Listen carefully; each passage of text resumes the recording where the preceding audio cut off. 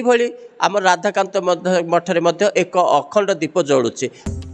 अलौकिक परंपरा रे परिपूर्ण पुरीर राधाकांत मठ जहाँकि गंभीरा मठ भावरे परिचित। मठटी श्रीमंदिर परंपरा सहित जड़ित। एही मठरू प्रत्येक दिन चैतन्य महाप्रभु श्री जगन्नाथ को दर्शन करने को जाउथिले।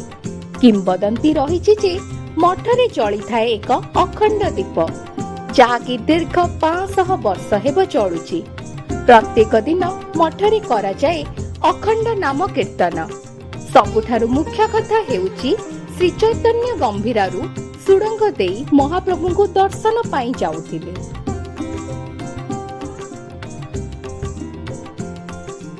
मु महामंडल सर श्रीमद कमलकांत दास राधाकांत मठ बालीसाई पुरी ओडिशा। आज आमर सौभाग्य जे ओडिशार जनसाधारण श्री राधाकांत मठ विषय बहुत किसी जानिया को चाहते।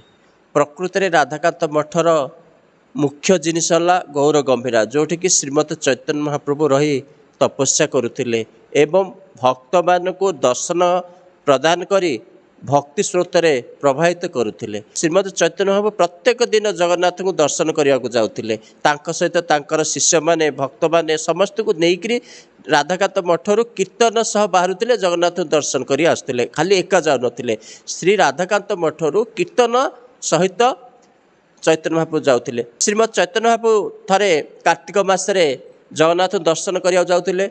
जगन्नाथ मंदिर रे बहुत जोड़ बात्या हला एवं मंदिर से समय अवस्था बहुत भिन्न प्रकार थिला। सबु दीप लिभिगला एवं किभली जगन्नाथंकर कार्य हम से विषय रे समस्ते भालिनी पड़गला। एभली कि ठाकुरंकर जो प्रसाद किभली रोषे हम से विषय में भालिनी पड़गला। श्रीमद चैतन्य महाप्रभु से जगन्नाथ मंदिर रे गोटे अलौकिक घटना देखाइले। से वर्षा होची पवन होची हाथ रे गोटे दीप धरी एवं जलुथुआ अवस्था मंदिर श्रीमद जगन्नाथ मंदिर भीतर को लेकर आसिले एवं से मंदिर रे से दीपटी से दिन ठारू कार्तिक मासरे वर्तमान कार्तिक मासरे जगन्नाथ मंदिर से दीप जलुंट। कारण श्रीमद चैतन्य महाप्रभु जो अलौकिक घटना भली देखाइतिले ताकू आज जगन्नाथ मंदिर प्रशासक बा जगन्नाथ मंदिर कार्यधारा रे सामिल करा जायछि। आपण देखिबे कार्तिक मासरे जेतले जिबे गौड़कर सामना रे दुईटी दीप जलुथिबो अखंड दीप एवं से दीप को आम मठर बाबाजी माने अहर 24 घंटा कार्तिक मास तमाम जगी रहिबे। तो यही परंपराटी श्रीमद चैतन्य महाप्रभु द्वारा आरंभ होइछि। से भली आम राधाकांत मठरे मध्य एक अखंड दीप जलुचे। आपण जाइकी दर्शन करि परिबे। से अखंड दीप से दिन ठारू जली आसुछि वर्तमान मध्य जलुचे। द्वितीय जिनस है श्रीमद चैतन्य महाप्रभु जहाँ व्यवहार करुले जिनस बर्तमान आम श्री राधाकांत मठरे तांकर कठौ तांकर आशा पत्र तांकर कंथा ए सबु मध्य ए पर्यंत रही एवं ताकू जत्न सहकारे रखा जाइछि। श्रीमद चैतन्य महाप्रभु जो दिन पुरी को आगमन करते बा राधाकांत मठ को आसीथिले ताकू आमे आगमन उत्सव बोली कहू। सेही उत्सव मध्य बर्तमान मध्य पालन करा जाउछि। एभली श्रीमद चैतन्य महाप्रभुंकर समस्त कार्यधारा को आमे माने चेष्टा करुचु जेते पारिबु महाप्रभुंकर पथरे निजको परिचालित करिबु। राग क्रोध द्वेष छाड़िकी भक्ति रे निजको लीन करदेबु।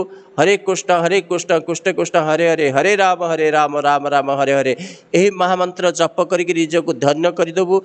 आमर श्री राधाकांत मठर गोटे वैशिष्ट्यता है आमर ये अखंड नाम चली। आमर दिन राति 24 घंटा सन्थ मैंने बसिकी भक्त मैंने बसिकी आमर परंपरा अनुजाई जो मंत्र दि जाए जोर उच्च स्वर बोला हो श्रीकृष्ण चैतन्य प्रभु नित्यानंद हरे कृष्ण हरे राम श्री राधे गोविंद। यही मंत्र को आमर सन्थ माने भक्त माने आउ समस्त दर्शनार्थी माने आसिकी श्रवण कर ये 24 घंटा आमर चली अहर चली केतले मध्य बंद नहीं।